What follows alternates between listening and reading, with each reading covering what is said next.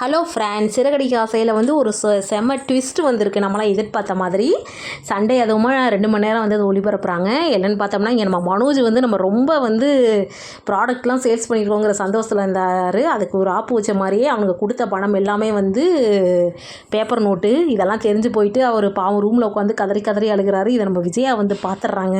டே என்னடா ஆச்சு அப்படின்னு கேட்குறப்ப நடந்ததெல்லாம் சொல்கிறாங்க. டே நீலாம் ரொம்ப படித்த அறிவாளின்னு எல்லாத்துக்கிட்டையும் சொல்லிட்டு இருந்தேன், என்னடா இப்படி ஏமாந்துட்டியேடா அப்படின்னு சொல்லி போட்டு அடிக்கிறாங்க. எனக்கு என்னம்மா பண்ணுறது, இப்போ அதெல்லாம் நான் திருப்பி கொடுக்கணுமா, ப்ராடக்ட் வாங்கினவன்ட்ட கொடுக்கணுமா, இல்லாட்டி எனக்கு பெரிய பிரச்சனையாயிருமா, நான் இப்போ தாம்மா ஆரம்பிச்சிருக்கேன், என்னம்மா பண்ணுறது அப்படி இப்படின்னு போட்டு விஜயாவை ஒரு வழி பண்ணிடுறாரு. ஆனால் அவங்களுக்கு என்ன பண்ணுறதுன்னு தெரியல. உடனே தான் திடீர்னு ஞாபகம் வருது. ஏன்னா இங்கே மீனா வந்து அவங்க ஜுவல்ஸ்லாம் வந்து கொடுத்து வச்சுருக்காங்களே, அது ஞாபகம் வருது. சரி ஓகே, இப்போதைக்கு நான் மீனா கொடுத்ததை வந்து நான் கொடுக்குறேன், இதை நீ வந்து இப்போதைக்கு அடகு வச்சு அந்த பணத்தை கொடு அப்படின்னு சொல்லி கொடுக்குறாங்க.